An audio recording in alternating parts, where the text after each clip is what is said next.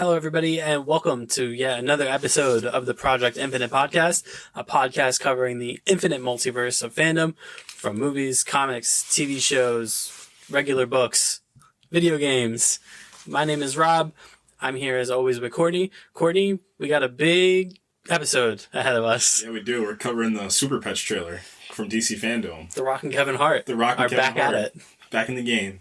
The money-making duo. Yeah, they made Central Intelligence. They made, what was that other movie they made when they were in the jungle in the video game? Oh, Jumanji. Oh yeah, I forgot. I like that movie. Yeah, it's a solid summer blockbuster right there. Yeah, it was pretty good. But we're not here to talk about Jumanji. We're here to talk about DC Fandome. Big event. Not as big as last year's DC Fandome, but big event. No.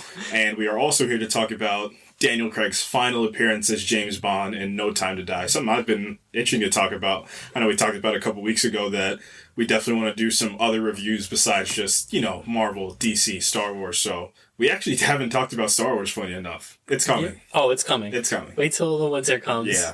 Wait till winter comes. Yeah. And then we'll probably start getting into that Star Wars stuff. Yeah. Heavy with Book of Boba Fett, Obi-Wan, all that stuff is Yeah. coming. So. But for now, we're doing a little No Time to Die. We got some Dune next week. That's my number one most anticipated for this year, so I'm looking forward to that. But for right now... Flagship movie of this podcast. Yeah. It first got mentioned in episode 1. Yeah. So. Look how far we've come. Yeah, 13 episodes. It's almost like time is linear. Yeah.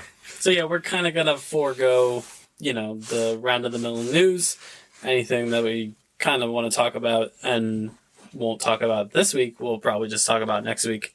So this is going to be all about Fandome, this first part of the podcast. So yeah, let's talk about Fandome. Yeah, so let's just start off with the games. I think that's the easiest thing to kind of get out of the way because that's probably the least of the general audience's concern. Not that video games are. That's one of the biggest media forms that you can find, but let's just start off with the one I'm really excited for. Suicide Squad kills the Justice League. I mean, just the name alone should get you a little bit intrigued. Yeah. And especially after that Suicide Squad movie as well. I mean, the Suicide Squad is at the top of the game right now. I mean, you put Harley Quinn in anything and it's going to be successful. And now they have a video game where they have to take out the entire Justice League in the Arkham universe, moreover. So for those of you that don't know, and for those of you that do know, the Batman Arkham games were like a staple of so many people's childhoods, so many people's adulthoods. Just that set of games where this new, I don't even want to say neo-noir type. It's this comic accurate version of Batman that's in his prime, trapped in Arkham for every game because they won't open the bridges up to him, even though he has a bat helicopter. But yeah, he gets trapped in Arkham every time and he needs to fight X amount of villains. It's not just one or two people. It's pretty much his entire rogues every time. You get a main villain every game you get a different main villain, but those games just capture the core of what is Batman. Just that brutality, but also that need for justice that kind of becomes that like graceful line that he needs to tiptoe. And you're telling me that the Suicide Squad now, the people that made that game said the Suicide Squad needs to take out the Justice League? I'm in. I'm on board. I've been sold on this basically since it was announced that Rocksteady was doing it. The mainline Arkham games, Arkham Origins was another developer, but Rocksteady made Arkham Asylum, Arkham City, Arkham Knight, probably until Spider-Man PS4 came along. Mm-hmm. Head and shoulders the best superhero video games ever made. Yes. Batman was voiced by Kevin Conroy. True. Who was a lot of people's favorite iteration of Batman. I think Mark Hamill, too, also voiced the Joker. Yep. Yeah, and who voices Harley Quinn? Tara Strong. Tara Strong, yep. It's basically all the Batman animated series voice cast does the Arkham games to great effect. And the Suicide Squad game is set in the Arkhamverse, that's confirmed.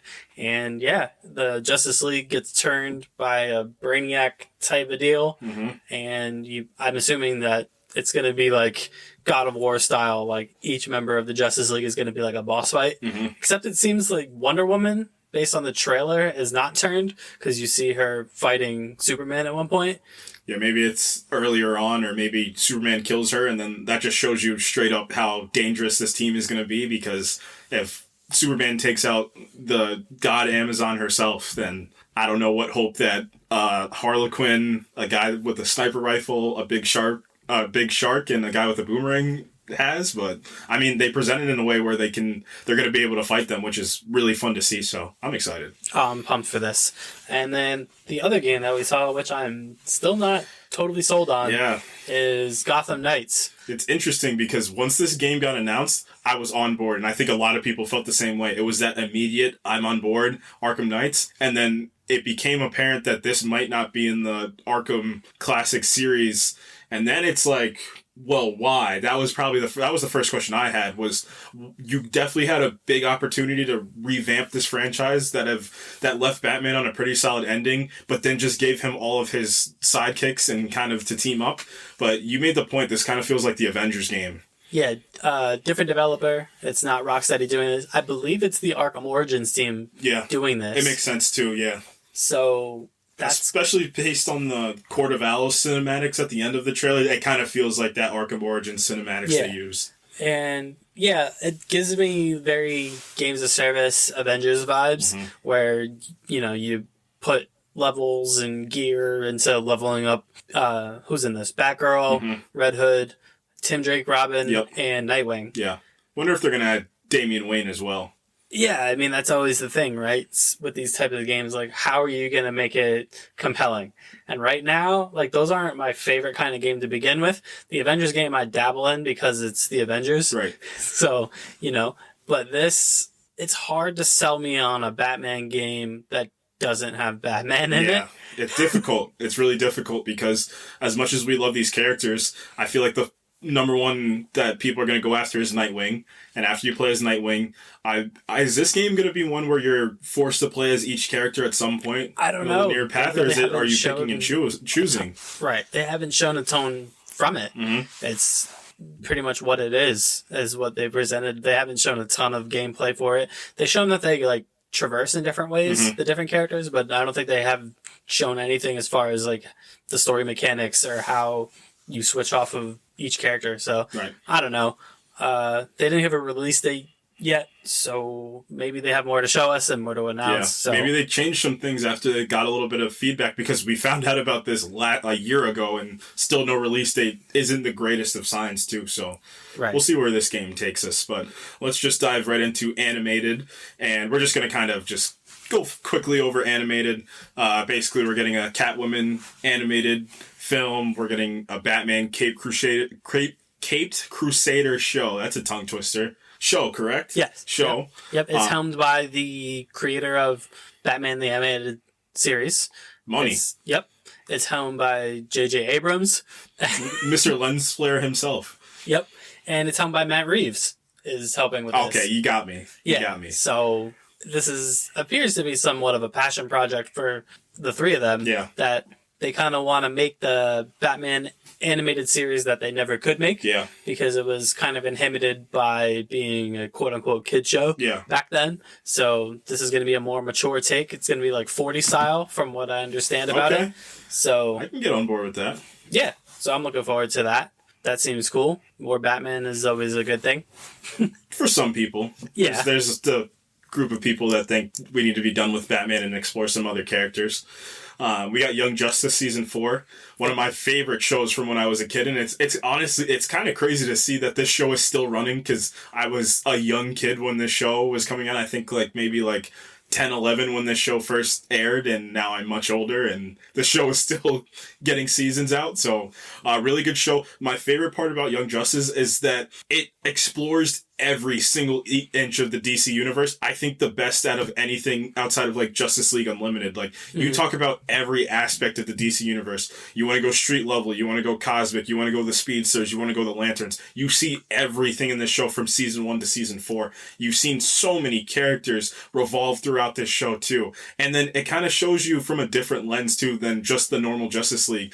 These kind of gods amongst men that are doing the right thing all the time. You were dealing with kids for the first 2 seasons that needed to make mistakes and needed to live with each other. So I'm kind of glad that we've honestly grown up with them, and they're all adults now. That's the whole point. So this new iteration of their Justice League is just a really solid watch from season 1 to what we have in season 4 now. Yep. Surprise drop. The first 2 episodes of the new season were announced at Fandome, so you guys can jump right in and start checking that out. Super Sons. Yep. Battle of the Super Sons animated movie. cool. Green Lantern animated movie. I mean, DC always kind of does well with their animated stuff. I do have a question. So we're getting this Green Lantern animated show, right? Where's my Green Lantern live action show that they were hyping up over the last year? It's coming, right? I'm impatient. Yeah, it's coming along, I think. I hope so. Yeah, we haven't heard a ton from it, but DC's been busy. Who's the main Lantern in that? I don't think it's Hal Jordan. I think they're doing that on purpose. Is it not? Not Guy Gardner. I don't think it's got. He did get cast as. It's the other one. Oh, Kyle Rayner. Yeah. Did they cast Kyle Rayner? I know they casted Guy Gardner, but I don't think so. Fan cast real quick. Dylan O'Brien to play Kyle Rayner because he's like he can pass off as that college age because that's where Kyle Rayner kind of started in the early 90s, late 80s, early 90s. And I could just kind of feel that vibe of like that artist type of vibe that can kind of get a little bit more creative with his construct. So give me my Kyle Rayner and please give me a live action Jon Stewart in this series too if we're going to do it. Just so him and Guy Gardner can have a really good rapport because they're friends, but they also hate each other, which is great. So need a little bit more of that. And we're getting another Long Halloween movie. Yeah. Question, I don't know why, but cool. It's the only Batman story we can adapt. Yeah, it's not like you have like 100 other Batman stories, but cool, DC. Yeah. And yeah, we're getting on to the big screen / at-home television big screen for HBO Max. So we got our first look at some concept art for Blue Beetle and Batgirl. Blue Beetle, Zola Maridueña of Cobra Kai fame. I told you before we hopped on, I think this kid's going to be an absolute megastar. Just the way that he's kind of propelled himself from season 1 to season 3 of Cobra Kai. And then on top of this, like, he was just everybody's favorite for a little bit. Everybody was Miguel this, Miguel that when that show was coming out. So I can really see him getting a superhero role. And I mean, a superhero role that a lot of younger people like, especially after the Injustice game too. Blue Beetle is one of those just really cool characters that's a legacy character as well, so they have other characters to bounce off of. Like Stargirl is a good example of that. So I really want to see more from this movie. Maybe we'll see. Maybe he'll cross over with some of those bigger characters. Yeah. Shazam, I guess, is the one where I'm waiting to see if they're gonna do it. Shazam's got some other issues that we'll talk about later. He's got some other big villains that he's gonna have to potentially before he gets to meet up with his friends. But the other one was Batgirl, Leslie Grace's Batgirl, and a little bit of rumored news is that J.K. Simmons is going to be the Commissioner Gordon of this, which is eye-opening because Snyderverse. Yeah, Snyderverse 1, 2, Batfleck is going to be the Batman, and again, I told you before we hopped on here too. I think that's kind of how they're going to use Ben Affleck, especially with these Matt Reeves Batman movies coming out. I think that Batfleck's going to say, I don't need to be the star in this movie, but I can just make a cameo appearance. I can just spend a day or two on set, shoot my scenes, and leave. And I think that's the best thing for him until they figure out what they're going to do with this universe. I guess the Flash movie's kind of going to be the tell. It's kind of going to be like what Marvel's using Doctor Strange 2 as, because we're kind of in limbo for Marvel of like the clear-cut direction. We kind of are getting taste with like Loki. We got a little bit of a taste of it. And I guess WandaVision 2, but that's still leading into Loki, Venom, and then I guess the Eternals, based on the reactions from the premiere last night, are going to be the big ones that kind of are shaping the future. But same thing for Batman. We don't know where anything's leading. We're going to have to wait for the Flash movie because apparently that's the breaking of the timeline. So yeah, so, nothing big, just a couple pieces of well-drawn concept art. Yep. Titan Season 4. Oh, yeah, I forgot about Titan Season 4. Is announced, which is cool because, the show had an uphill battle from like the very beginning. People were not on board, and then, it's a testament to how good that show has been, that it's still going and still gaining traction. Yeah, so it is. Cool. And it's funny just because I feel like it's because we had this Teen Titans blueprint from the animated show, again, from a lot of people's childhoods, and then they started this Titan show, and they were like, hey, who are some of these people? They knew who everybody was, but they didn't feel like their characters were. They didn't feel tried and true to, like, what you're seeing on pages. And then, 2, the acting, the CGI, like, it was HBO Max's first experiment on, or not HBO Max, it was DC Universe. Yeah, it was the DC Universe streaming app, and it was a big risk, and it didn't pay off. I mean, this was kind of getting compared to the Inhumans, which it's not that bad. The Inhumans is an absolute joke, and I can't believe that was actually made, but it does, like you said, it got so much better as it went on. The storytelling got a little bit more cohesive. The CGI got better. The costume design is actually probably one of the better ones that we've seen in live action amongst everything. Especially with where they're at now in season 3.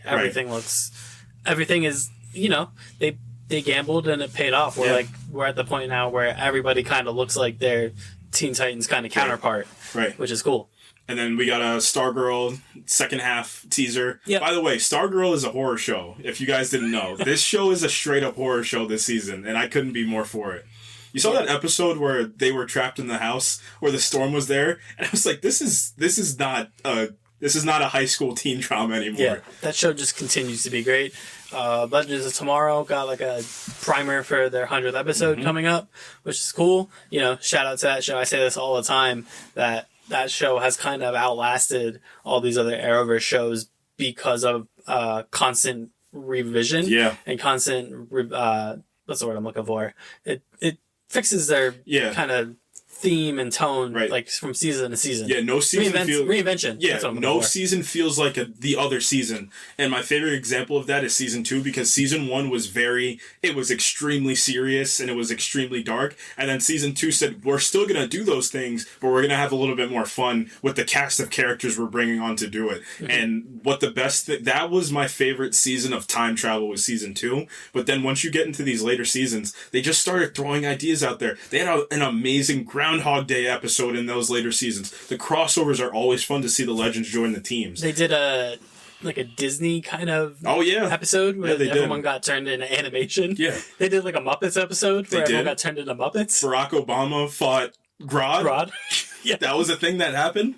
But you see what we're saying? It's more of the show it understands that you can't just recycle this, because the Flash got into that same kind of drag, and Supergirl is probably my number one culprit of falling into that. You're doing the same thing every season, so everything feels so repetitive. Legends is just a breath of fresh air every season it gets, because it's a revolving door of characters this whole time, different themes, different kind of, you're dealing on the spectrum of light or dark, like how dark are we going to go, how light are we going to go. Revitalized Matt Ryan's Constantine. Yeah, they did. Brought him on and kind of gave him a second life, because he was at the end of his road. Yeah, it was surprising when he popped up in Arrow. Yeah, it was. They brought him back for that, and then they kind of discarded him, and then Legends was like, hey, we'll take you. Yeah. Which is always good. That's what I always like. That's what Legends does. Wally West was there. You didn't work on your show? Come here. We'll give you a little bit to do. Yeah, it's a little bit of an arc. Yeah. Yeah.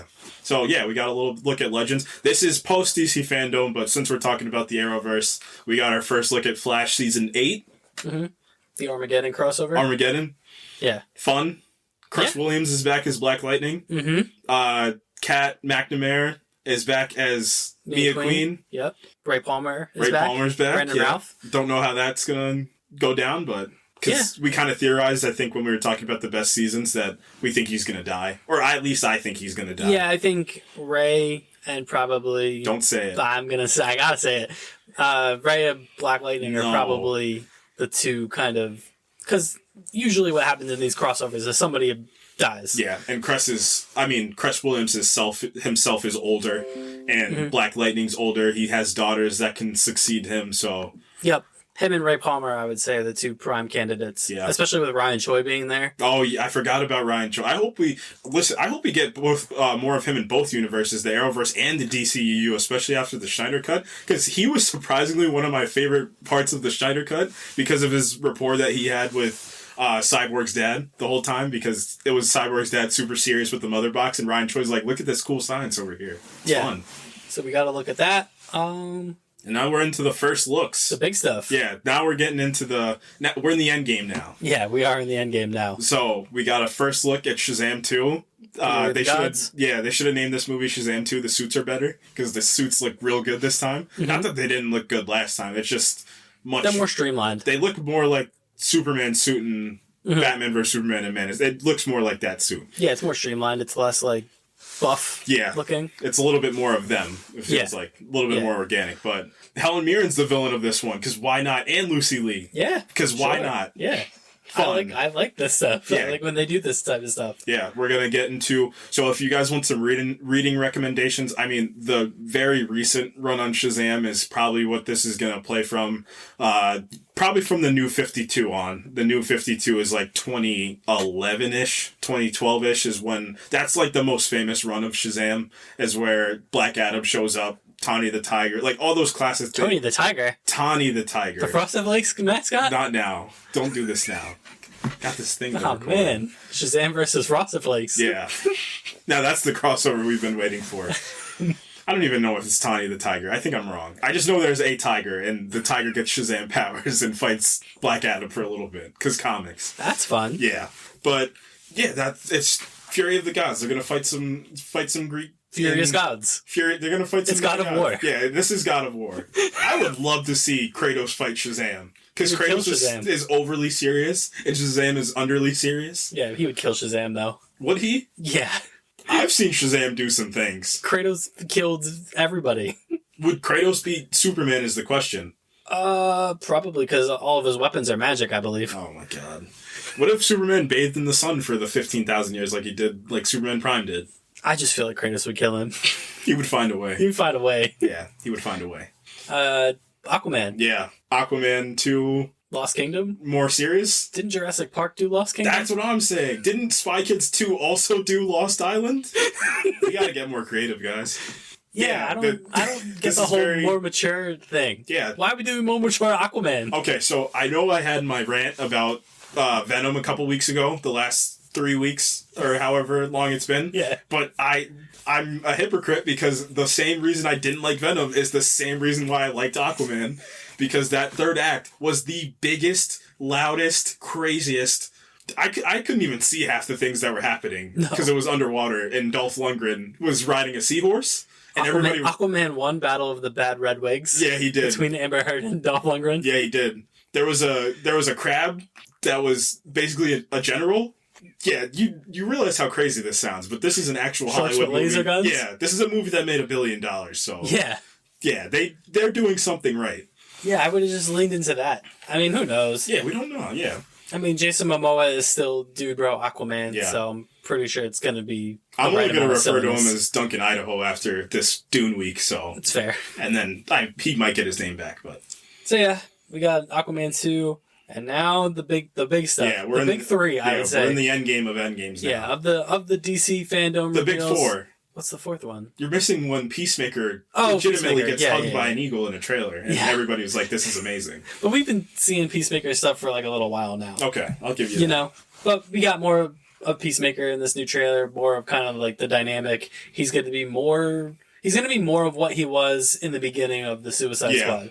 I think he's going to get some clarity, too, on his situation after he's almost killed, and he holds the barrel of a gun to an innocent girl, and then he nearly dies and wakes up. That character takes a dark turn at the end of that movie. Oh my gosh. That's some of the best acting. I don't care that it's a comic book movie or whatever. That's why that movie was so great, because it's some of the best acting he's ever given in his life. Like the "I'm thorough" line is one of my favorite lines from a comic book movie. It's great. Yeah, so we're leaning more into like the goofiness of the character. It's The Office meets the Suicide Squad is essentially what this is. That's fun. If Dwight Schrute got a superhero suit, this is what it would be. Yeah. Vigilante seems like he's going to be some type of creepy goof. Yeah. Great fun. Nothing like... Who's the guy hiding behind the dumpster? Oh, it's just Vigilante. It's amazing. Can't wait for that. Yeah. So that looks fun. Yeah. Now we're here. Now the big three. Yeah. So the first one. You're going to talk about a large person. Future president of the United States. Dwayne "The Rock" Johnson. Bringing all his rockness to DC Fandome. He's bringing his rapper self to the... Oh, the bars. Yeah, bringing his bars to the DCEU. So we got finally a first look at Black Adam that wasn't concept art with The Rock voicing over. We got a little bit of that. Yeah, we did. There's a little bit of that. Because he couldn't help himself. He still thinks this is the WWE. The hierarchy of the DC universe is about to change. I laugh at that line every time because it's not like Superman's had a movie in, 8 years? But yeah, we got a first look. We got a small introduction to the rest of the cast. Pierce Brosnan is in this. Yeah. Dr. Fate. amazing. I said that since the second I found out. That is probably one of the most that's one of the best castings that people aren't going to think about until the movie comes out. And he's being very like Michael Keaton about this. Yeah, he's like, I don't know what's going on, but it's cool. I don't know what you young kids are doing, but He's on like, board. listen, I was James Bond, and now I'm in this movie. Yeah. We got Hawkman in this. Mm-hmm. So we have Hawkman, Cyclone, Atom Smasher, Dr. Fate, and Black Adam are making up the Justice Society, which is an amazing concept because that's kind of unique almost because that's pretty smart because if this is going to be on the main Earth, imagine not like having the Justice League as you have right now and then having an anti-Justice League just because it's Black Adam leading the charge this time. So it's more of we're not these heroes that Batman and Superman and Wonder Woman are. We're people that get the job done at the end of the day. I don't care how we do it. And boy, do you see that in this little teaser. Yeah, you do. So, as, architects, as archaeologists do, they say, why don't we just go raid tombs? Because that's Unless our job. your name is Lara Croft or Indiana Jones, bad move. Do not do it. So, these people go to this tomb and they say Shazam because they probably looked at a YouTube video, and Black Adam shows up, and he looks glorious as Black Adam. So I think this teaser immediately puts to bed the question of, well, is he really going to be like a violent bad guy? Oh, yeah. Yeah, he is. Yeah. Because he straight smokes a guy to dust. Yeah, he holds him up, he lights him on fire with his lightning, and just, vaporizes him, and then they're shooting bullets at him and he lifts off the ground. He just catches one of the bullets and it's over. I don't know why they said, let's go wake up this old ancient god, but it looks pretty great. Yeah. Very dark, very grim. I just want to see him interact with the rest of the Justice Society because, like I said, that concept's pretty cool. It seems like it's going to be the least rock thing she's ever done. Probably. You never saw Walking Tall. But there's not going to be any of that. There's not going to be any of like. You think he's going to tell Shazam your cape's out? Sure, that's my shameless plug to go watch Walking Tall. But this really seems like something he's really absorbed himself in for the better part of half a decade, maybe even longer at this point, that he was attached to this project. So it's something he's wanted to do. Clearly he has a vision for it. And when that guy puts his mind to something, it's going to get done, and it's going to get done to probably the highest of quality. Right. So great. Yeah. It's coming out next July. President Rock is full on the superhero genre. And we're probably going to get to see him beat up Zachary Levi at some point. Yeah. That's what I'm waiting for. That's the big sell. The third Shazam movie is probably going to be the big crossover, Black Adam versus Shazam. Yeah. Bring Henry Cavill back, please. In the same way that they had Iron Man and Spider-Man Homecoming. I've been saying that for a little bit. It's a good idea because they did that in that one animated... I think it was in a comic too. Because Superman and Shazam are... I'm pretty sure it goes like Shazam, when he turns into Shazam, it's like how he's supposed to look as an adult mixed with how Superman looks because that's his inspiration as well. So it would be kind of cool to see Henry Cavill like this resurrected space god that's here for truth, justice, and a better tomorrow. Spoiler alert. And that he's the blueprint. So why not? I mean, he was in Shazam. I mean, Superman was technically in Shazam 1. Henry Cavill didn't get off the couch for that movie, but... Too busy filming The Witcher. Yeah, he was. Great Witcher, by the way. And building a gaming rig. Yeah, that's why all the ladies love him. Yeah, he's great. But so then... Black Adam. I'm excited. The Flash. The Flash Multiverse of Madness. Yeah, this is the Flash Multiverse of Madness. God. So Michael Keaton's back. Yeah, so this trailer was cool, and then I zoomed out, and I'm like, is this trailer doing exactly what we don't want the Spider-Man No Way Home trailer to do? Yep. Like, Michael Keaton does the whole voiceover for this movie, for this trailer for The Flash, and I'm like, maybe save the Michael Keaton bits for the movie? Don't we see Ben Affleck's cowl on the ground in that trailer as well? I don't know if it was his cowl or if it was the Keaton cowl. That's what I was confused on. I think it was the Keaton cowl because it had the whole headpiece. But Batfleck's one has the whole headpiece too. Oh, true. It looked like Batfleck, which makes sense because he's in the movie. Ben Affleck said he had great fun filming this movie, and I keep saying it, but that cameo kind of level for Batman, I mean, in they figure out what's going to happen. It's a great space for him to kind of live in, and just, not the stress of being the front man and the most scrutinized hero outside of Spider-Man and Superman in the entire world. So this trailer, what's the plot of this movie besides it being Flashpoint? It's Reverse Flash. It's gotta be. Because Supergirl is in this. Yeah. And he's resurrects or finds Supergirl somewhere. Which is, it's supposed to be Henry Cavill's Superman's daughter, right? I guess. I'm pretty sure that's who it's supposed to be. This is where everything that we've talked about with this movie for the past, I don't know, 2 years is coming to a head. Yeah. Is in this trailer. We're like, what? Yeah. Because at least, so like you said with Spider-Man No Way Home, they are already, because the whole complaint is the nostalgia grab, but what they're doing is they're playing off of 2 other iterations of Spider-Man. It's all about setup. We know what the plot is of No Way Home. Yeah, we know what the plot is, mostly. We know that we have these 2 other Spider-Man universes, and they set up the multiverse in Loki. Like, it's genius planning to get to this point. This Flash movie is, we need to retcon our universe because nobody knows what's going on. That's what it feels like. But Michael Keaton is in this. Yeah, but Michael Keaton's here, so everybody relax. Yeah, it doesn't... There's 2 Ezra Millers? Yeah, there's 2... I think the other one's the Reverse Flash. One of them was wearing a Batman suit, but with a Flash logo painted over it, and it's red? Yeah. What? Well, you notice he's wearing yellow the whole trailer, right? Yeah, but what? Yeah. I don't know why 2 Ezra Millers was the solution to this, but I guess it was. New suit looks good, though. Yeah. The cowl is a little big, but that's just a nitpick. That's just, But besides that, on a positive note, do love the new suit, with the yellow, and it looks like he has yellow lightning this time, which thank God they fixed that. Mm-hmm. I know why they gave him the blue lightning because the Flash TV show was really popular at that time, but I don't think... Is he going to be in this? I think so. I think he is too. Especially after Crisis, where Ezra Miller, the main movie Flash, just... And that was shot in a movie-style widescreen shot. Yeah. So I think Grant Gustin's going to pop up in this. Oh my God, yeah. Even if it's a small cameo where he's just running through the Earths.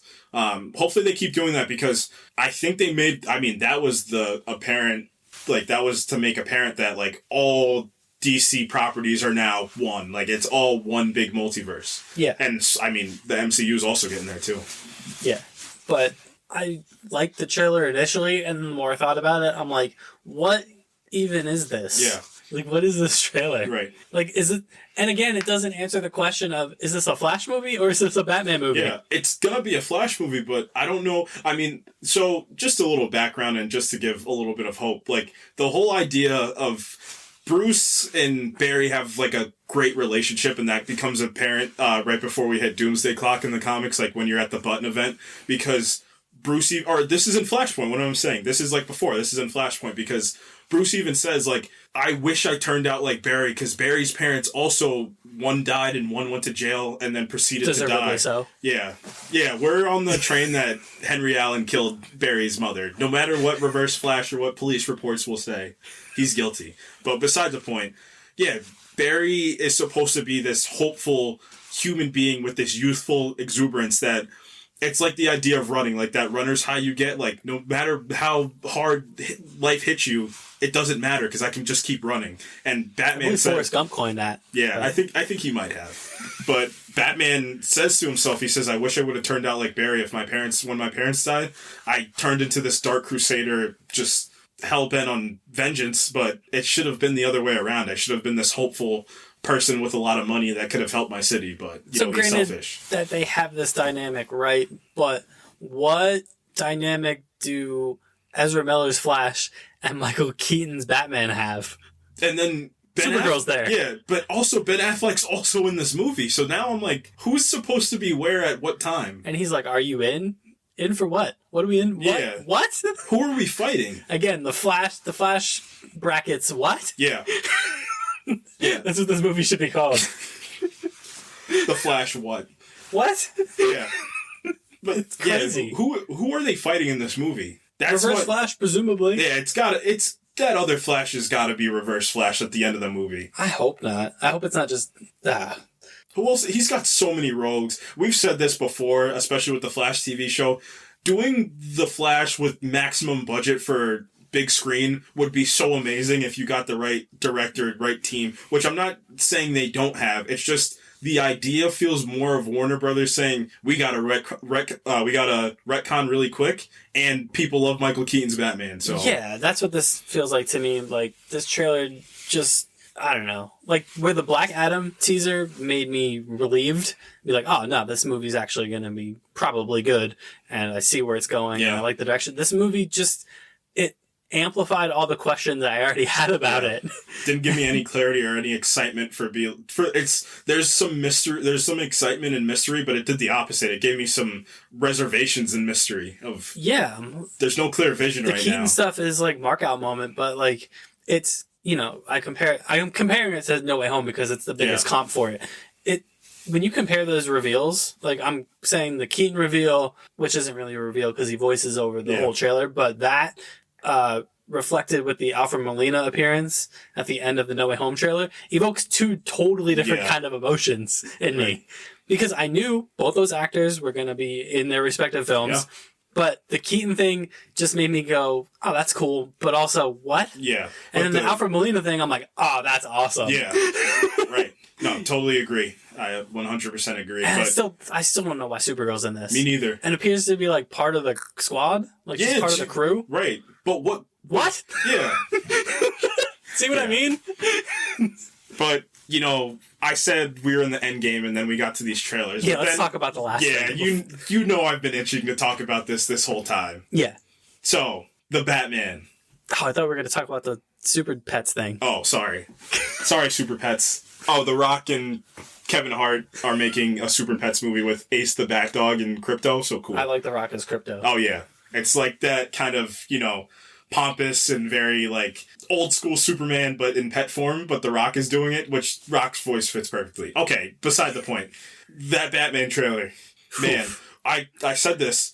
What this trailer feels like is those Nolan movies were very realism-based, and that's why I say Christopher Nolan's movies, their art come out of the art of life, like the realism of life. That's where he gets his rapport from. Batman, but in the real world. Yeah.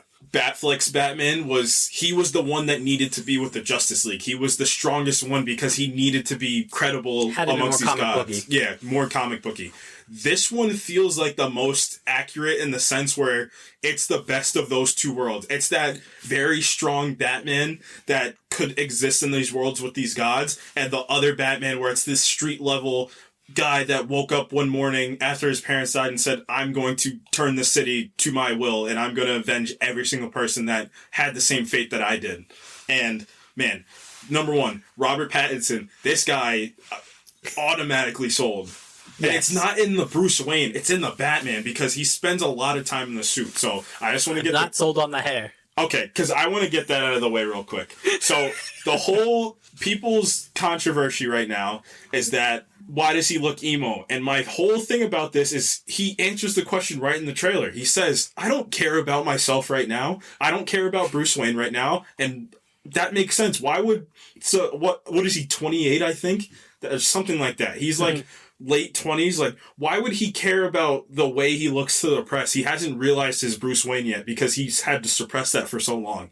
He probably went to fight with the League of Assassins. He probably went to go train with all these gurus, these, you know, all these people that have, like, specialties in all these fields. So why would he care about any of this stuff? And it makes sense. And even what Matt Reeves said, we're going to see more. Like, his arc this is the beginning of it. Like, this is the year 2 version of, and I love that sense of year 2 where we don't have to, it's the same place Spider-Man Homecoming picked up. We don't need to worry about, you know, Spider-Man. The origin story. Yeah, the origin story. We're not getting into the prime yet, but you're getting. We're laying the building blocks. Yeah, right. Selena Kyle. Can't wait. Yeah, amazing. What this trailer and this movie on a greater scale is going to do, it's going to introduce Selena Kyle the way she should have been introduced from the beginning, where she is Bruce's counterpoint. Yep. Like, she's his reflection, kind of, in a way. And she's pretty much, I would say, as far beside, maybe even more so than the Joker, she might be the most important character in Batman's mythos. I mean, especially recently, because that's the love of his life, too. So right. So they're hitting that ground running. Great. Excellent. That she's going to be pretty much not as much of a focus as him, but she's going to be a major focus of this movie, which is great. I'm so excited for that. Paul Dano as the Riddler. Yeah. Is basically just playing who he did in Prisoners. That's an oversimplification. I don't love when people do that. And I do that just as a joke, but some people take that a little bit more seriously. But really, he has this... What Paul Dano does, and especially it's apparent in There Will Be Blood more, even more than Prisoners, there's this, like, creepiness about him that there's something... it's just a skin-crawling nature that Paul Dano has. Whatever... I mean... Probably outside of Swiss Army Man and Little Miss Sunshine, but whenever he's playing those villainous, I mean, spoilers for Prisoners, he was falsely accused because he was underdeveloped as a child because he was taken, but he just has this... Neeson's ears just perked up. He has this unsettling nature about him. Mm-hmm. And you can't teach that. Like, that's just something that he brings to every villainous role, I guess we'll say, or antagonistic role. So he immediately sells. Especially when he's sitting in the diner in the beginning of the trailer, it just immediately we kind of said it before. If anybody is willingly getting taken in by the police, you're screwed. If you're the police and you're going to arrest this guy and he's the only person in the diner and he's just sitting at the counter and there's a Riddler question mark in his coffee, just go away. Simply leave. Just call the police. Yeah. Even if you are the police. Call the FBI. Call the other police. Call the Batman. Call somebody. Yeah. Call your parents. Call Superman. Call anybody. Clearly this guy has a plan. Yeah, he does. And this is basically what if the Riddler, but he's a serial killer? Yeah. Essentially. Mm-hmm. Which, good. The Riddler needs a good... revamp. Darkening. Yeah. I think, honestly, the best probably version of the Riddler that we've gotten is the Gotham Riddler. True. And this is going to sound maybe blasphemous. This kind of gives me the similar vibe of where that character ended up in the later seasons of Gotham. Very unhinged, dark, maniacal, hyper intelligent. Because like the thing with the Riddler in a lot of comics and a lot of popular media is that he sounds intelligent, but he's always constantly outsmarted by Batman. Yeah, it's like to like a comical degree. Yeah, it's whimsical in the way, but this one is a straight up serial killer. It's frustrating because I think it's apparent in the trailer that it's public officials that from the first trailer, it's a public official that gets killed. And I think that's the way they're shaping it up to be, is that public officials keep getting killed and they keep getting killed and he can't figure out. That's why it gets back to like the long Halloween vibes of this movie. I think this movie's also supposed to take place around Halloween, which makes sense because if you look at this, it's kind of a draw from Batman Earth 1, Year 1, and Long Halloween. That kind of feels... And also Zero Year. I don't know if you've ever read Zero Year. And the Riddler's actually the main villain of the first part. It's him and the Red Hood gang are kind of the main villains, but it's... same idea, and then I want to get back to Bruce, but it's the Riddler doing those things, but in a little bit more credible way than, the 60s or, Edward Nygma from the Batman Forever movie. But going back to Bruce, that Zero Year idea of Batman, I mean, he's got like a mohawk shaved head, he's got like a bow and arrow in 0 Year. It's just, he does not care about anything. This whole crusade that he's on, especially in the second year, so those first years where he gets all those bumps and bruises out of the way of him figuring out, this is where it's physically he's the best fit. It's physically he knows what to do. He knows what gear to use at the most moments. He knows who to fight, how to enter. Like, all those things are getting more refined and he's finding himself. And even the wingsuit that he uses to jump off the building, it still looks like a paragliding suit. Like, it's good, like, all those things. But then what he needs to find now is, it's the mental side. And this is probably going to be a film that breaks him mentally, or at least, awakens him mentally to know, like, all these things, I need to figure these things out about. I need to figure out who I am as a person, because even Andy Serkis is I hope he's going to be a great Alfred. He looks classic pretty cool. Alfred of, you shouldn't really be doing this. Yeah, but what if I did, though? Yeah, can it, Alfred? Yeah, can it, Alfred, the old man. Can it, Ulysses Claw? He does just look. He's got his Ulysses Claw haircut. You know what I said? I said they should have gave him a mustache. It would have helped with the Alfred persona, but essentially he is just Ulysses Claw. We get a look at the Penguin in this? Yeah. Why is he Italian? Because it's funny. Hey, I'm walking here. I'm walking, Batman. Hey, I'm the Penguin. I'm the Penguin. I did love that last line he had in the I got you. That's great. But yeah, so we get our first look at the Penguin. We see Jim Gordon. The Watcher is Jim Gordon, which makes sense because he just watches Batman as well. So, can't help that. I just want to talk about Michael Giacchino's score because the second half of this trailer just went into just put the car in two and just went 100 miles per hour after that. Yep. That's it gave me the Danny Elfman vibes, but an updated version of those Danny Elfman music. Yeah, the score in this movie is going to be incredible. Yeah. Insane that they were able to pull this off. But, I mean, the one thing that everybody's talking about is the cinematography straight up from this. Oof. This is probably the most beautiful looking Batman movie that we will get up until, I guess, the second one releases.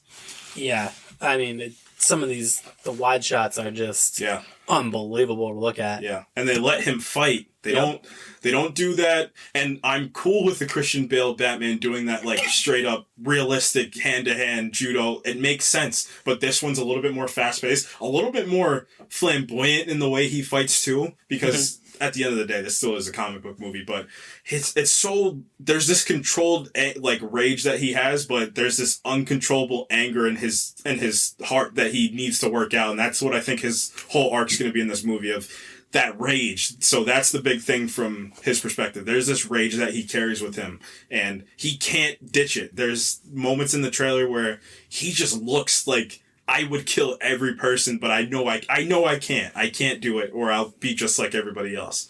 He probably, in year one, I'm probably going to assume that maybe he did try to kill somebody, and then he told himself, I can't do this. So now in year two, it's, I would love to, but I can't. That's what it feels like. Yeah. What this trailer did was it sold the Pattinson performance. Yeah.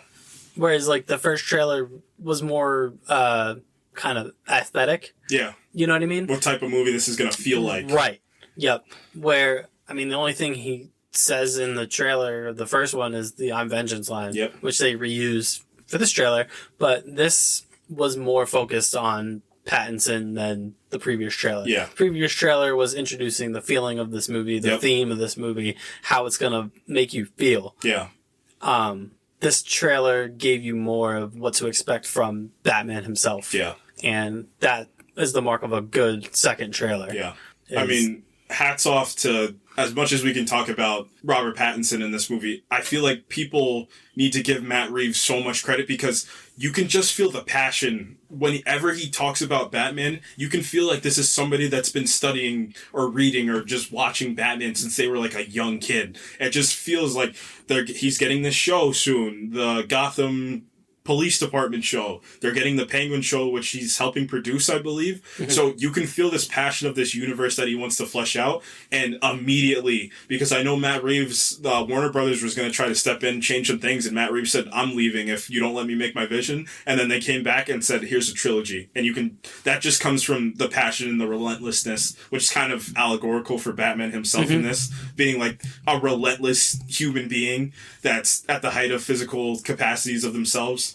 Just in this world where vengeance is the only thing that's, keeping me going and keeping this city safe. Yeah, I'm with you. I think what we're bracing for is possibly the best on-screen interpretation of Batman we've ever seen. Yeah, when I saw that trailer, I got the same feeling of when I saw the second Dune trailer. Mm-hmm. The official main Dune trailer, I got that same feeling of we're about to be introduced to this world that's going to be so grand, but just stoked and stopped in human emotion, where it's so realistic in the way that people would react to these things on this artistic level.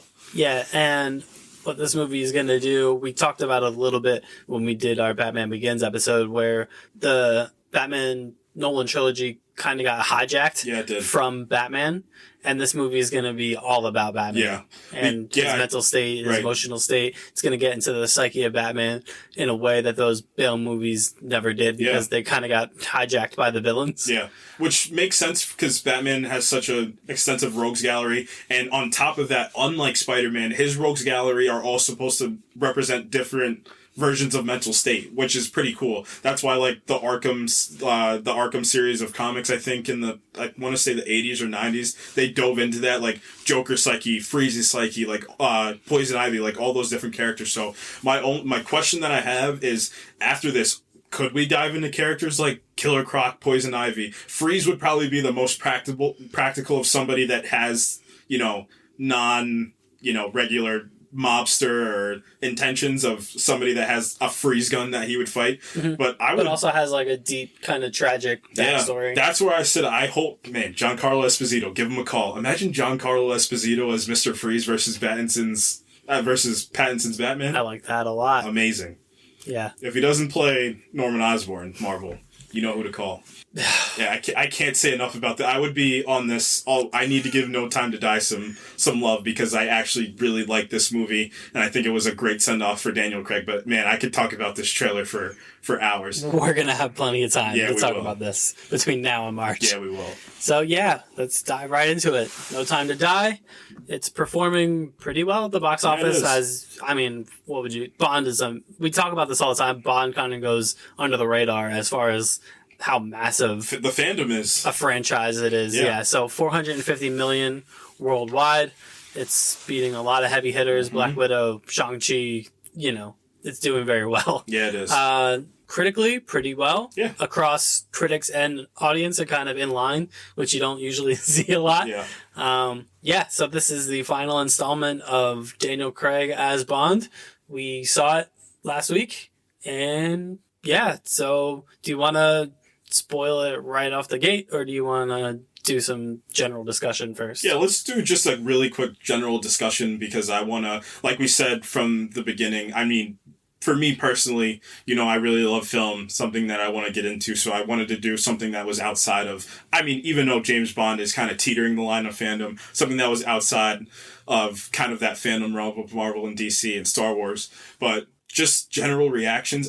This film gives you that feeling of the classicness of Bond and why he's so popular amongst everybody, why it's little kids knowing who James Bond is off the bat because their parents are saying so. He's like Batman or he's like Indiana Jones. He's one of those characters. It's like one of those legacy characters that will never die. They'll always be around forever. So Daniel Craig, and I watched all the Bond movies before this, he really is kind of like how I feel about Hugh Jackman as Logan Wolverine. That's how I feel about him. He's who I grew up with from being a child till me being adult, him being Bond, him being through every trial and tribulation, him being through the silliness, him being through the ringer, him being through the craziness, the big explosions, the love scenes, It's all those things encapsulated, and you find all of that at the core of this movie. It's what makes Bond a character and what made Daniel Craig so popular in that character. That's what really made this movie work for me. It's kind of how we love Tom Hardy as Venom, or I don't know, Robert Downey Jr. as Iron Man. I love Daniel Craig as Bond the same way. Yeah, it worked for me too. We're going to kind of dive into it in spoilers a little bit. This is the most quote-unquote Bond movie, maybe out of all of them, for him anyway. Right. This is there's certain segments of this movie that are not callbacks, but they're homages kind of to previous iterations of Bond. There are some callbacks too. There are some specific callbacks to the classic Bonds. Yes, so he's very quote-unquote Bond in this movie. Yeah. He's got the gadgets. He's got the crazy villain plot. He's got the women. He's got all these things. Whoa. This guy. Phone call in the middle. Oh, no. Oh, God. Derailed. Derailed. My love for Bond's been derailed. It's Daniel Craig calling you. Yeah. He said, thanks, man. Thanks for the love. But no, because every other movie he's done as Bond before this, he's been kind of this Jason Bourne meets Tom Cruise in Mission Impossible kind of character. He's like a runaway freight train. You know what I mean? Right. There's some sequences in the other movies where he's literally like barreling through walls. Yeah, yes. To beat people up.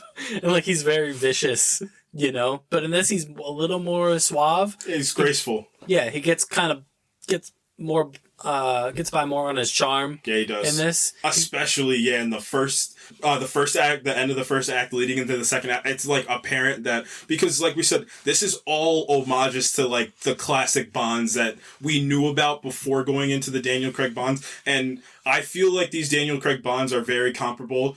Especially, I want to say, Quantum of Solace, Skyfall, and Spectre were very comparable to the Nolan trilogy of Batman because the realism it tried to take, especially in, I want to say, Skyfall was probably the best example of it. But man, this movie, what it does, it's kind of like Avengers Endgame in that sense of all these different, things were getting thrown at us from past that maybe we didn't like, maybe we liked, to make you nostalgic about this person. And it worked. I mean, he's got the Bond fighter girl at some point in this movie. He's got the damsel in distress. He's got the private island at the end of the movie where the villain stays. So, I mean, I guess we can get into spoilers now because that's probably my biggest gripe with this movie, but I also 100% understand why they did it. So yeah. So, end of the day, verdict, I would go see this. Me too. If you're a Bond fan, I would see this. Maybe not. I mean, I would recommend watching all the movies. Mm-hmm. I watched all the movies before because we have a show to run, so that's a little different, but maybe just watch some recaps on YouTube and go see it. Even if you're just familiar with James Bond, the character, and you have a hankering for a good action flick. Yeah, it was very good action, which we'll get into more. Go see this. Yeah. So yeah, spoilers. What we didn't talk about, for reasons that we're about to get into, the villain. Yeah. Yep. Oof.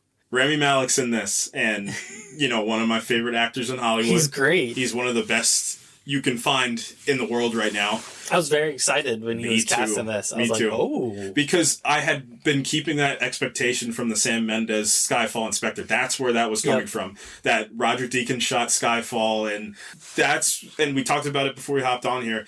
Casino Royale was that perfect introduction to this new age Bond of... This feels less like this campy type of... It's the same thing for Batman. It feels less like this campy type of, spy guy that goes around the world, seducing women, killing bad guys on islands. I mean, he does get his hands dirty a little bit, like the previous iterations, but not. It's in a fun way. Not to the degree of this guy. This guy's a lunatic. Yeah, as soon as Casino Royale starts, it's straight up, he's chasing a guy through... Where are they? In Africa, I believe? I think so, yeah. He's chasing a guy through Africa, and he's ramming into walls, he's stealing cars, driving cars through stuff, jumping off scaffolding, Bond is a madman. Shooting people, blowing it, like, it's nuts. Like, if all the Bonds got into a fist fight with each other, Craig's Bond would kill all of them. But Pierce Brosnan would outwit them the whole time, so it works. Yeah, and, Sean Connery would just drink. Yeah. Mm-hmm. But Daniel Craig would rip all their heads off. Yeah, he would. And break their necks. Yeah.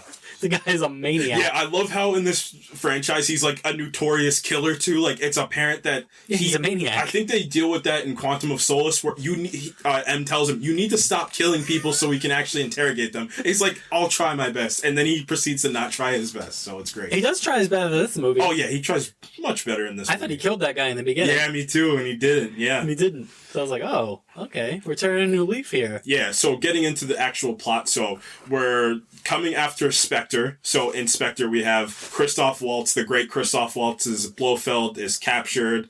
Bond's off with Madeline. They're living the life in Europe. It's classic. Hero gets the end of the day and then they need to be called back to action. So he goes to visit Vesper's grave. So Vesper was his first love interest way back. Yeah. In 2006's Casino Royale.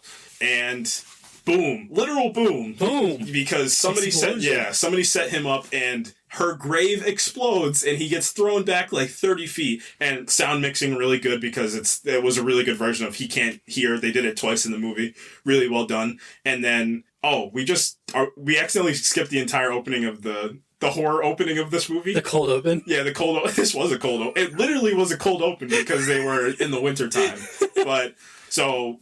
There's a little girl, and somehow a scene from The Purge made it into this movie. It did. Yeah, it did. So there's this little girl, and she's in her house with her drug addict, alcohol addicted mother. She's laying on the couch, and this guy starts walking on this ice sheet, and he's just walking towards the house. And we find out later that the person's Rami Malek, but he shows up at the house. Rami Malek, the actor. Yeah, Rami Malek. Yeah, actual Rami Malek playing his Mr. Robot. But he shows up at the house, kills the mother. The girl tries to run away. She shoots him. Yeah, shoots him. Shout out the little girl shooting him. Rami Malek goes out. She runs out to the ice. The ice breaks, obviously. She goes under. Rami Malek saves her. Then... Smash cut. Yeah, smash cut. Daniel Craig's happy. Cool. Vesper's grave blows up. I have a question, quick. How old is Rami Malek's character? He's he's 29 and he's also 54. That's the best way to, like when they're doing casting calls, that's the best. We need an actor between 32 and 48. So Madeline is the little girl. Yeah, spoilers. In the beginning, right. Rami Malek is Rami Malek. Yeah. In that scene, and he's also Rami Malek throughout the course of the movie. Yeah, because she is quite clearly not a little girl anymore. Yeah, she's in her 30s. I'm almost certain. So what's going on with this guy? I don't know. Maybe they were messing around with genetic experiments, which again is very Connery, Pierce Brosnan levels of absurdity. But yeah, we get to this, and then we get to obviously the classic opening Bond action sequence. Very good. Can you rank them real quick? I got mine. So I would say Skyfall. No. That might be this. I was really wrestling with that too. I like this one a lot. It's because it's the class. It's just so much Bond. Yeah. There's so much Bond in this, but in a realistic way. Yeah. Like he uses the Aston Martin, he uses the Gatling guns, and he uses it in clever ways. It's not just the realism of jumping the car over the bridge. Madeline's something like freaking out, and he's like, "I got this. Yeah. No way. Can you relax? I'm James Bond. Do you not know who you married? Jeez. Right." So they get into the big. Before. I gotta say Casino Royale is probably my favorite one because it's just that introduction to a very different Bond than we've gotten. Yep, and that's then true. I gotta say this, then Skyfall, then The Day of the Dead for Spectre, and then like 12 spots, and then Quantum of Solace, because Quantum of Solace is the most claustrophobic movie I've ever watched. It's... Why they cut that movie to absolute pieces. I think I texted you when I watched that movie, and I was like, I'm having trouble watching this movie because of how poorly they edited this whole thing together. David Harbour was in that movie for absolutely no reason. They could have cut him from the whole movie, but that's beside the point. Don't watch Quantum of Solace if you're to skip one. It's not Daniel Craig's fault. He still is Daniel Craig in that movie. Just the plot's bad. The villain's bad. The editing is the worst I've seen of any action movie, so beside the point. Yeah, they have this big car chase, and like you said, it's Bond. It's straight up classic Bond. Aston Martin driving through the villas in Italy over, ravines and through stairwells. It's amazing. And, it's really great. Yeah, and then he divulges into the villains caught him. We got you now, Bond. And then he turns his headlights into machine guns and, spins the car around and starts shooting everybody in there. That's amazing. Smoke screen, gets out of it. It's so Bond. And I was and a little bit of me was hoping that Daniel Craig would get to this. That's what I was saying to myself after this movie. Like, what if he did get a little, not silly, because they still delved it in the realism which Skyfall presented, but what if he did get some of those gadgets and some of that kind of Sean Connery and Pierce Brosnan? We get more of that later on in the movie. Yeah, you guys just wait. You guys wait. So he is not happy about this, about his love of his life's grave being exploded in his face, and he's like, how did they know? Yeah, and then Madeline gets a phone call. Yeah. And then he's like, that's it. Yeah.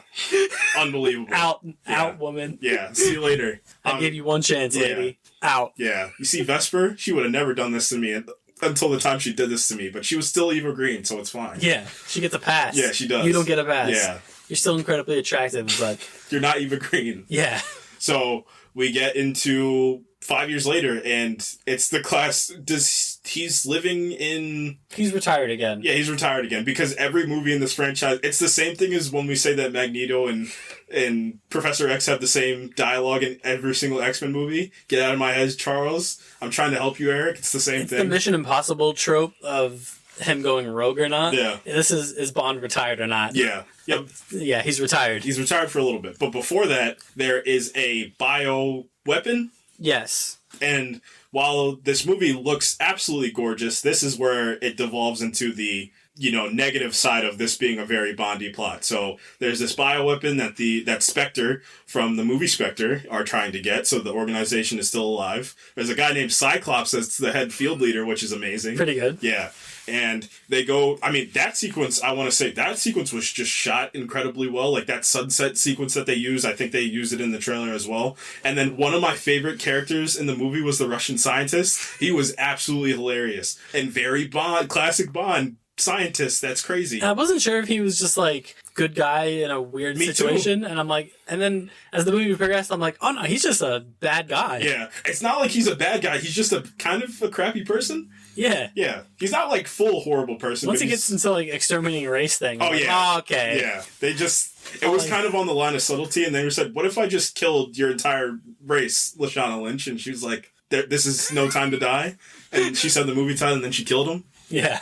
So there's a bioweapon that MI6 was developing? Yeah, or the 00 faction of MI6. Yeah. So you find out because in Skyfall, the original Judi Dench's M dies, and then Ralph Fiennes' Mallory turns into M. So you find out after that happens that M is developing this bioweapon. So that can essentially, it removes the need for collateral damage. Yeah, there's no guns that it needs. It's just once it comes in contact with human skin, what happens is it will essentially kill you. It's like you die. Yeah, the nanobots kind of. It's nanobots. Yeah, it's nanobots. Right. Once they said, I thought it was an actual pathogen, and I said, "What a year to actually use that." That was. Yeah, I was like, "Oh no, not a virus." Because they said virus to start. I was like, "Oh my, please don't." It's like not the killer virus. Not the 2021. Come on, guys. But then you find out it's nanobots, so everything's fine. Phew. Yeah. So essentially, if you use the nanobots, it can pass to one person, but if they don't put their genetic code in for the kill order, then you're fine. But if your genetic code's in there, then you're gonna die. So it takes away the need for guns. Like, it can be a handshake. Very David Palmer from 24S. Yes. Something like that. That's a throwback. Jeez. So we get to there, and that's important for the end of the movie, that whole virus, because something's gonna happen. But then we see Bond in his retired life, and he's at a club because my man's back. Commissioner Gordon, the Watcher, he's back. Jeffrey Wright comes back, returns. Yes. So he's back. What's his name in the movie? Felix? Yeah, Felix. Felix is back. So Felix says, "Hey, old pal, you wanna be James Bond? Yeah, you wanna be James Bond again?" And he's like, "No." And then some things happen, and then he asks again, "Do you want to be James Bond?" And he's like, "I guess." Here's my white friend. Logan Ash? Logan Ash? Yeah, here's Ray. Yeah. Did you say Ray? Yeah. Oh, yeah, not Ray. Not famed blues singer Ray. It's Logan Ash. He looked like Ray from Remember the Titans. Oh my god, he kind of did. Oh no. That's where I got that from. He kind of did. So they go on a mission so Spectre's holding this party. So Spectre, like we said, still very much alive and well. Yeah, active. And this is their chance to use the virus for the first time. So they hold this party, and all the top elites from Spectre are all there. Also, interim while they're doing this, the new 007 is also on the same mission as Bond. Mm-hmm. Bond's doing this unofficially for the CIA. For the CIA. Yeah. Yep. And then the new 007 is working on behalf of MI6 to do the same thing, to capture the scientist, secure the bioweapon. MI6 is doing it to cover their asses. Yes. And the new 007 is Maria Rambeau from Captain Marvel. Yeah, she is. And let me tell you, if she becomes the new Bond, I would be okay with that. I would be fine. Because she doesn't need to be Bond. She's just 007. Mm-hmm. What's her name? Naomi, I believe her name is? Yeah, I think so.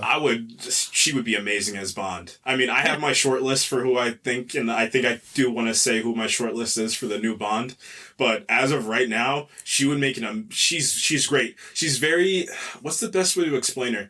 There's a character that I'm thinking of where they came in and they were very like brash and very cocky about, they're the new sheriff in town, essentially. People look up to me here since you left. You're washed up. Yeah, you're washed up, and I'm the hot thing right now. Mm-hmm. So he gets to this organization. He gets to this party. He meets Ava DuVernay.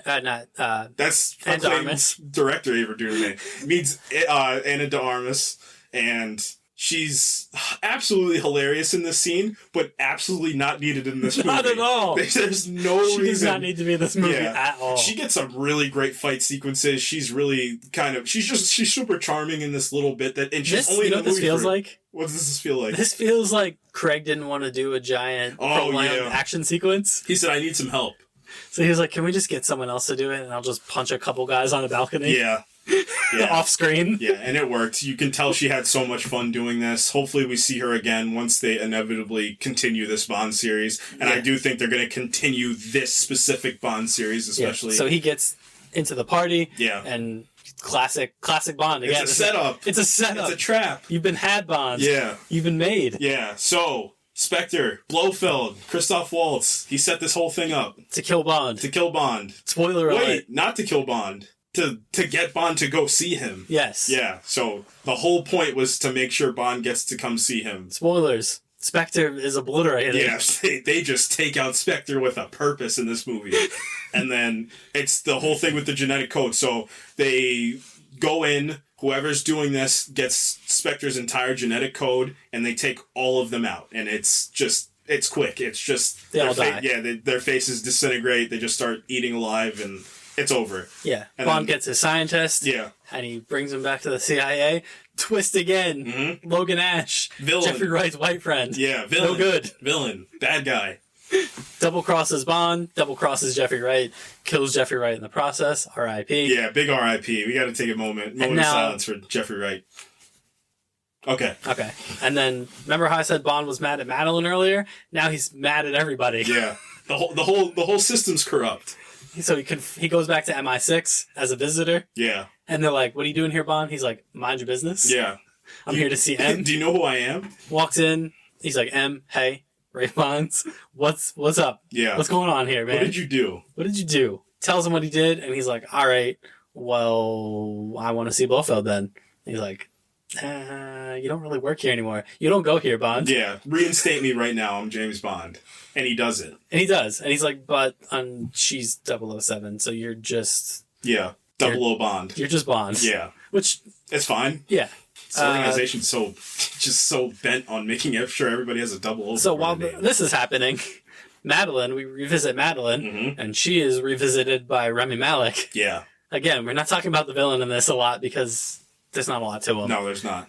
So he has this it is a weird infatuation because this woman was a little girl when he first saved her, and he has not aged despite aging. It's so funny now thinking about it in retrospect. He really didn't age for, what was that, 20 years? Yeah. He looked exactly the same. And he's like, "I love you because I saved your life, and you love me because I saved your life." And she's just like, "No, I don't." And he's like, "So what I need you to do is I need you to go into this place with the virus." Yeah. Yeah, another twist around. Remember when I said that Blofeld was the one that did it? Trick. It was Safin, Rami Malek that did it. Yeah. You want to talk about the name real quick? Lucifer? Yeah, Lucifer Safin. For those of you that don't pick up subtleties, that sounds a lot like Lucifer Satan as the last villain for Bond. So, Bond is going to see Blofeld. Madeline is also going to see Blofeld. Yeah. Then we get a rom-com. Yeah, we do. What are you... Yeah, this is very Love Actually in this movie, and it's great. It's actually a pretty enjoyable scene. They're like... They tell Bond, like, "Oh, Blofeld's going to be there with a psychiatrist, whatever." And he's like, "All right, yeah, whatever." Yeah. He said, "I know this is going to be tough for you." And then Madeline goes there, same thing. "I know this is going to be tough Madeline's for you." like, they're like, "Madeline, you're going to be in there with an MI6 agent." And she's like, yeah, whatever. Mm-hmm. And then they see each other, and it's like, oh. Yeah. Awkward. Mm-hmm. Remember that time when I left you on that train 5 years ago? 5 years ago, and you were like, "What if what if I never hear from you again?" And he's like, "You won't." Well, yeah, tough look for me, but James Bond. So they go in there, they interrogate Blofeld. Madeline is shook about killing somebody, having this virus, and Bond's like, "Why is your hand shaking?" Touch. Oh no! Yeah, you screwed it up, Bond. So before during that party, Bond gets some of the Spectre anti-aging cream on him, and then he goes to Blofeld because obviously Blofeld was the leader of Spectre in the movie Spectre, and now Blofeld's dead, eaten alive by these nanobots. Thanks to Bond. Yeah, thanks to Bond. They're like, "What'd you do, Bond?" He's like, "I didn't kill him." And they're like, "You definitely killed him." Yeah. And Bond's like, "When have I ever been remorseful about killing a man?" True. Very true. Now that you said that, that's actually the most Bond that I would have owned it if I would have killed him. Yeah, true. So, what happens after this? Bond's like, "How do I fix this?" And they're like, "You can't. Yeah. It's permanent forever, for the rest of the time, but it's harmless because unless you're made into like a weapon." Right. Basically. Unless you touch somebody with somebody they put genetic code in there to kill. So he's like, "Who could have done this?" Madeline's off the grid again. Who could have done this? Yeah, so... Smash cut. I'm seeing Madeline. Yeah. This is where the movie drags. And this is also where the movie gets the MacGuffin / Ex Machina of a person being in their final movie. Yeah. Guess what, guys? Bond has a kid. But it's not his. Yeah, it is. So she says. Yeah, so she says. So at the time of the the second act ending, this is not his kid. Yeah, he goes to see Madeline. Even though they have the same eyes. Yeah. And they're very... Pretty obviously, too. Yeah, and very perceptive of things and very quippy about things. Like, all of his traits are in this little girl. So he goes to see Madeline, and he's like, who did this? It's time to answer some questions, woman, because I asked you 5 years ago, and you said you didn't know anything, but you clearly know some things. Yeah. She's like, well, spoiler alert, my dad was working for Spectre. Mm-hmm. And my dad killed Safin's dad. And then he saved my life, and now he has this weird affection for me. Yeah, weirdo. And then we divulge into probably outside of the opening sequence, my favorite action sequence in this movie, where Bond gets to show off why he's the most deadly assassin / agent or operative in the entire world. Mm-hmm. So they are on the run. They go into the woods, and it sets up like this kind of almost horror montage where there's like a whole bunch of fog going in the woods. It's very classic. They're not hunting me. Yeah. I'm hunting them. Yeah. Yep. And it's great. So it's all the music cuts. You're just using he's using his surroundings in the woods. He sets Madeline and Natalia up in this little hut, and he's just taking out agent after agents in just these such creative ways. Like, he pulls the cord from one of the trucks. Yeah. And he Return of the Jedi's him. Yeah, he does. Yeah, he does. He does that. He uses the branch. Logan Ash is out and about. Quickly disposed of. Yeah, kills Logan Ash because, Because screw that guy. Yeah, he's the worst. Helped kill Jeffrey Wright. Yeah, deserve that. Yeah, something you don't do. Comeuppance for that guy. And, this sequence is just so well put together. A lot of suspense in here. I mean, obviously he's going to get out of this thing, but the way they shot it, it's phenomenal. Madeline does not get out of this thing. Yeah, she does. She's kidnapped. She's kidnapped. Oh, no. And, guys, this is where we get into the very Bondish nature of this movie. Yeah. So she gets kidnapped, and they meet Q, right? Again, mm-hmm. They meet Q, and Moneypenny's there. Ralph Fiennes is there, and Ralph Fiennes goes, "Q, shut up! I know you're helping Bond out. I know you're going against the code, but we don't care. It's the final movie. We gotta get this plot pushed." And oh my God, Rami Malek owns a private missile silo on an island, and then I immediately said, "Okay, so this is where this movie." And he's got a bunch of like nameless people that are like slaving away. Yeah. At his facility. Yeah, it gets to the point where he's wearing a robe and he's carrying the girl around like she's like a cat. And he's got like people working in like a poison pit. Yeah. It's the most Bond. We're setting up for the final stage of the video game here. Yeah, we are. So Bond and 007 team up to take down Rami Malek, and she's like, "Hey, how about for this last mission in this last movie that Daniel Craig's in, we let him be 007. Yeah. And they're like, all right, yeah, depending on how the audience reacts, I might come back as 007, or somebody else will take 007. But for the time being, you can be 007. Yes. So they get into like the Spy Kids underwater submarine thing. Oh my gosh, I did not think we were going to talk about Spy Kids in this episode. They do that. They infiltrate the missile silo. All the meanwhile, smash cut to the villain and his villainous scheme. He's going to unload this virus on the world. Yeah. So this virus is going to take out anybody that's in his way. That's it. Yeah. Basically anybody. Millions of people. Yeah, he thinks he's a god amongst men. Yeah. Where have we heard that before? Yeah. And all the meanwhile, he's like, Madeline, why don't you love me? I don't understand. This is so, oh my God, this is so Bond. This has all those tropey, stupid Bond elements that I love so much. And she's like, because you're a lunatic, Rami Malek. And he's like, all right, well, if you're not going to love me, I'm just going to take your daughter. Yeah. How about that? And also, I have this necklace thing of, it's her blood, right? Yeah, which would still be Natalia's blood too. Yeah, and he's like, this is my insurance policy here, because, if this gets on somebody, it weaponizes the virus against you. So, Yeah. Even thwarted. Surely no one's going to show up to shut this operation down. And surely enough. Smash cut to 007 and, well, I guess he's 007 at this point. 007 and Naomi. Yeah. Have infiltrated the missile silo, and it's on. Yep. And we get into, I know we're kind of talking about how tropey this is and how classic Bond, levels of absurdity, but at the end of the day, this still is that universe that Sam Mendes took over and the original director of Casino Royale. Like, this still is in that realm of realism of the action sequences are some of the best that you'll find in Hollywood. The acting is still some of the best. Like, as bad as Rami Malek's character is written, I don't even want to say bad or just even lazy. It's just how tropey he's written. He still is delivering his performance how he's supposed to. He's hamming it up. Yeah, he's hamming it up. It's Woody Harrelson and Venom. Correct. It's the same type of deal. Yeah, but even over all these things it's still well made. Like, this is a well made action scene or action film that you can go watch. So they get into this island and you kind of figure out the big plot, like you said. He wants to weaponize the bio weapon. Yeah. To take out millions. And Bond is like, well, it's not enough to secure the virus anymore. We got to blow this whole thing to hell. Yep. Of course. Right. Because where did we get to the subtleties of, M just dying being the final climactic part of Skyfall? Now we got to save the world. So they meet their Russian scientist friend again. Mm-hmm. They have him secured, and this is where he turns into like... A racist? Yeah.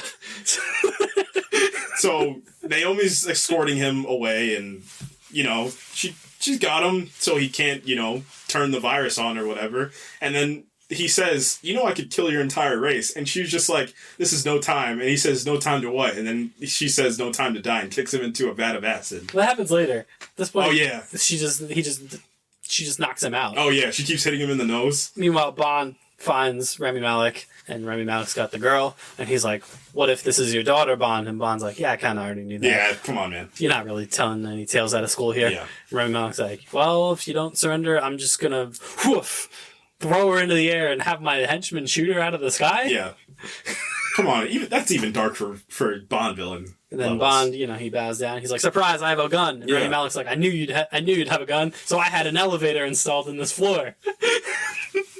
See how Bond this is? Saying this out loud is great. This is amazing. This is the type of writer's rooms I want to be in. So Rami Malek takes the secret floor elevator down, and then meanwhile, Madeline escapes, and she's like, Bond, I had a whole plan to rescue my daughter. And Bond's like, man, I had a plot to rescue you and your daughter. And then Rami Malek just lets the daughter go? And it doesn't go anywhere. No, it doesn't. She just finds Bond and Madeline. Yeah. And then because it turns into, I told you to, he said, how did you find me? And then she says, you told me to hide if anything bad happens. And then the family's reunited for a little bit. Yeah, and then Bond's like, this is my last movie. I have to save the day. I have to save the day. So I'm running out of time here. Yeah, they get on the boat. Naomi takes them out to the water, but then they need to open the missile silos because they're closed. So or else the missiles just ping off. Yeah, don't the ask. Missiles? Yeah, I don't know. Do you see how many missiles they fired in that movie? It was like 9 missiles, which turned into like 50 missiles. That place would have got leveled regardless if the doors were open. It's fine. So Bond, he works his pretty good tight action sequences where Bond is systematically doing this.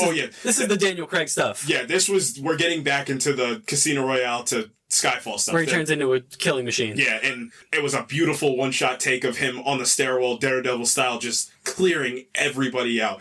Ricocheting bullets, like using doors as shields. Runs in a Cyclops guy again. Yeah. Fries his face with he does. Watch EMP. Yep.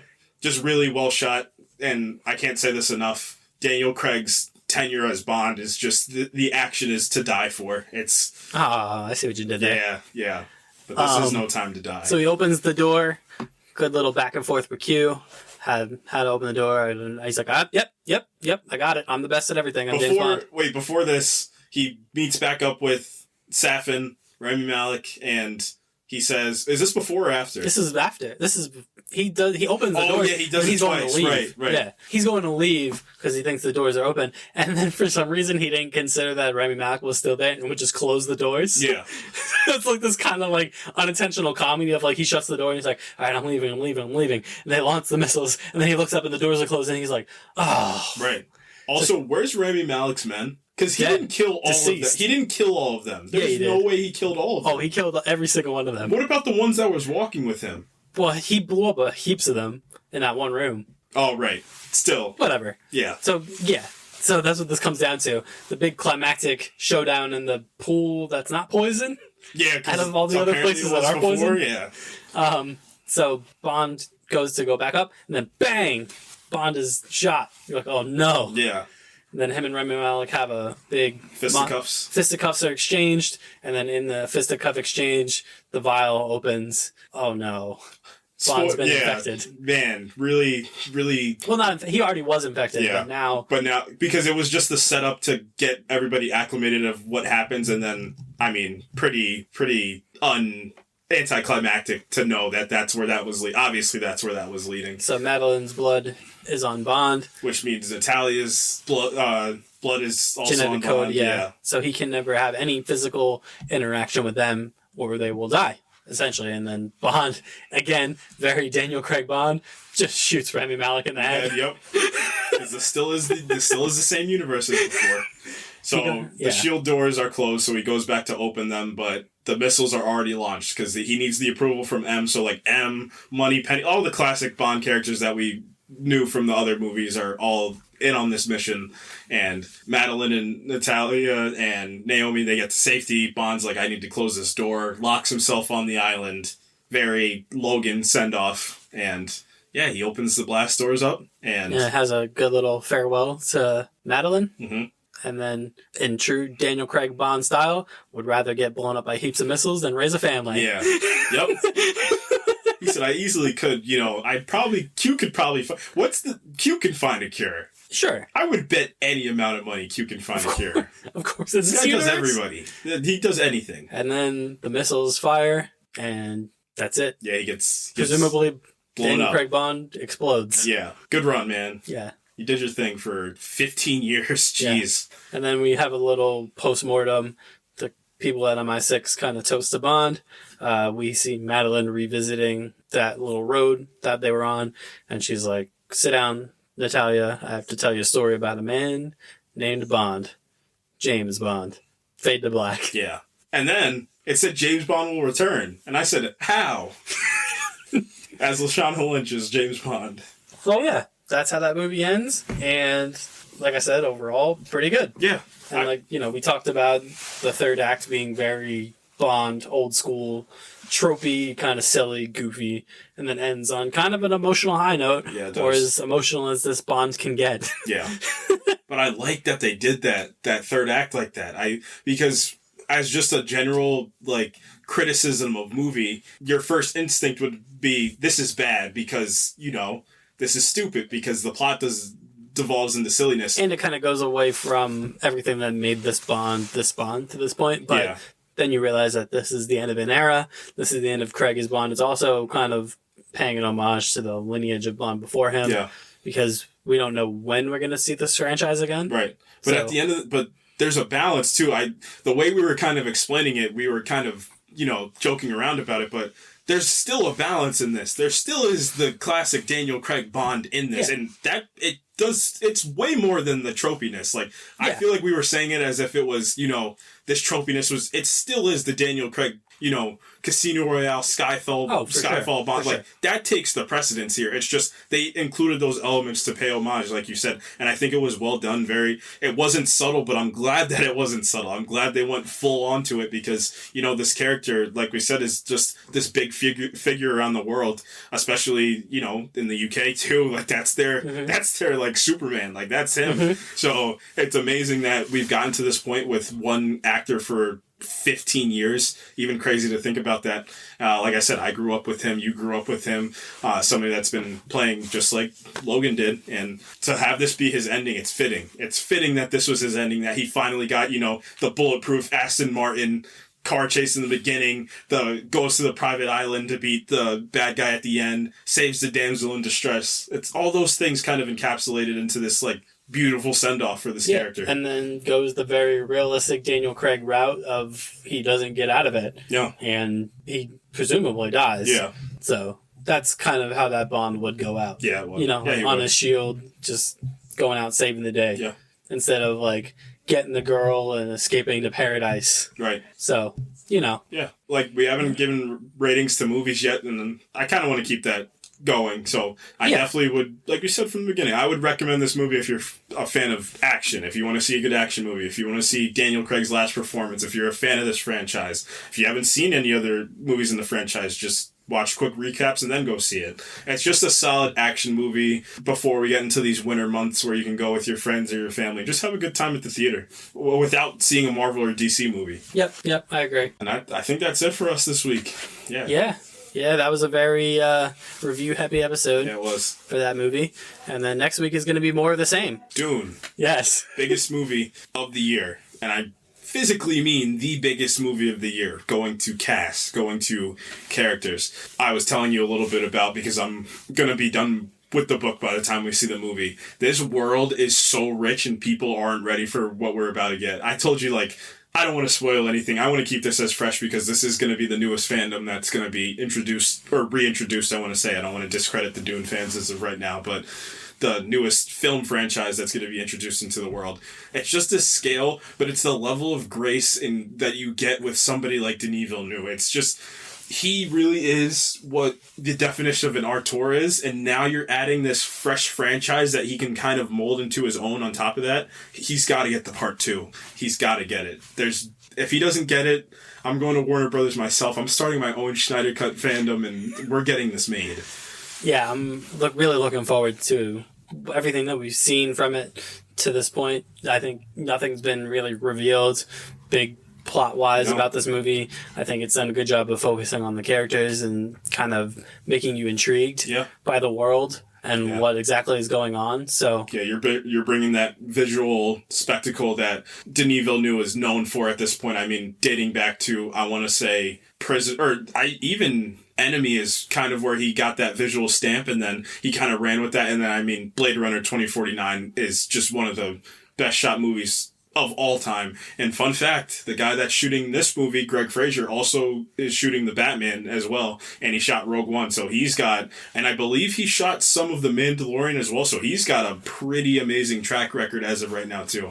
Yeah, and it's just one of those movies where you look at the trailers and everything and you just go, wow. Yeah. Wow. You can only say wow. Yeah. Yeah, so I'm really looking forward to seeing it, talking about it. That's going to be our focus next week. It's going to be all about Dune. Yeah, it's going to probably be just full out Dune for that week, for next week, and maybe further in the future. We'll see. Yeah. So that's going to do it for us. Quick, new Bond. Who do you got? I don't want to say. You said Henry Cavill already. I almost want to see it continue with this 007. Yeah, Lashana Lynch would be kind of cool to see. Just, I mean, it would be the most radically different, and I'm all for that, to give us a little bit of a change and kind of adding to the motif of Bond he's not just a person, he's an idea of kind of order in this chaotic world for spies. Yeah. Richard Madden. Oh. Imagine he's 35, which I think is the same age that Daniel Craig started playing Bond at. If I'm not mistaken, he was close to that age too when he started playing Bond. That's a good one. I mean, especially after Eternals. And I mean, there was this show that he was in. I can't remember what the name of the show. Oh, The Bodyguard. He was in this show. I think it was a British show as well. Just phenomenal job he did in that. I mean, Eternals fame, and then obviously the Game of Thrones fame. I just think he would be great. There's another character from another actor in Game of Thrones that carries kind of more of a Bond kind of suaveness to him, and that is, I'm going to butcher the actor's actual name, but the guy who plays Jaime Lannister. Oh, yeah. Yeah, he would be good. He would be really good. Yeah, I'm going to butcher his name if I try it, but yeah. Yeah, the only thing I'm thinking about is age. That's why it's just... Richard Madden's a good one, though. And then I had 2 other choices. We just got a new Adam Warlock, right? I mean, he's going to be on top of the world, so I can definitely see Will Poulter being a Bond as well, a younger version of Bond, because I think he's only like 26 or something. He's young. And then my other one was of 1917 fame, George McKay. I can definitely see him turning into a Bond as well. Hopefully this new franchise, listen, Denis Villeneuve was asked, and he said, the next franchise, if I were to get one, Bond would be an amazing franchise to get to do. So I had a dream list, because people usually stop at actors, but I don't stop that far. So give me Denis Villeneuve and Greg Fraser, the tag team, back together as your cinematographer, your director. Give me Ludwig Göransson to do the score if we can't have Hans Zimmer. And give me Richard Madden. I mean, Henry Cavill's my first choice, because I don't know why they won't let him play Superman anymore. I don't know what he did to deserve that, but I can definitely see him playing a Bond. And then, like I said, the George McKay or your Will Poulter, your younger version of Bond. I think that would be cool. I mean, George McKay's playing the character in The King's Man. That's essentially another spy, kind of a spy movie. So, yeah, that's his blueprint. Yeah. Yeah, that'd be cool. Richard Madden's a good one. Yeah. I didn't think about that. That's a really good one. But that's going to do it for us this week. Next week, like I said, we're going to talk about Dune. You can follow us on Twitter at projectinf_Twitter. No, that's not it. Underscore Twitter? No, They're never going Project to find us INF this way. _pod. Project INF _pod. You can like us on Facebook. You can send us an email at projectinfinitepod@gmail.com. I'm checking the email right now. You waited till the episode to check the email? Shh. Oh, I'm just kidding. He checked the email way before the episode. But it's fine. We don't have anything right now. So you can send us an email. I know it's kind of old hat, but send us an email. You can give us your thoughts. You can DM us on everything, including Instagram at the Project Infinite Pod. Mm-hmm. Great save by me. Great job. It's a great save. Yeah. I think that's pretty much everything. Yeah. Just past 500 downloads. Yeah. Holy crap. That's awesome. Amazing. Thank you guys so much for that. We say it every week, but it's just nuts to think that people have came up to us, friends, family, or beyond, or texted us or DM'd us. Just cool to see that we can listen to a review of people we know after we watch a movie that's been in theaters. Like, that's awesome. That's one of the goals of this is, building that community of people that can have fun and not be, crappy to each other, mean to each other to discuss a movie, even though I have my opinions on Venom. But yeah, just to have that kind of big community, just to have fun and, just enjoy all these fandoms and outside of fandoms, just movie and TV and just art overall. So we want more of that. And again, we tease it every week. We got big things coming. We got the rebrand. We got the logo rebrand. We got some more big things coming. Yep. So stay tuned. The M of the podcast, ladies and gentlemen. M? Yeah. You couldn't give me. I keep forgetting Jeffrey Wright's name and Felix. Yeah, you couldn't give me Felix. But I feel like you're like the architect. The guy with all the plans. You lay it all out for everybody. Does that mean what's the other guy from the Bond movies? That's essentially the person that M tells to shut up every movie? Q? No, not Q. The other guy. Oh, the bald guy. Yeah. Well, he wasn't bald to begin with, and then he became bald. Oh, Tanner. Yeah. You're getting Tanner this week. Ah, cool. I'm down. Tanner's just like, he's the side character that's always there. But he's always there. Yeah, he's always there. He's not like Bond, getting exploded in a missile barrage. No, he's just, he opens the door for people. He didn't get Call of Duty airstruck at the end of the movie. He did really get Call of Duty airstruck. R.I.P. Bond. Rami Malek called in his kill streak. Yeah, he did. At the end of the movie. All right, guys, that's going to do it for us this week. We will catch you guys next week for some Dune. Thank you very much. Yep, until then, sayonara.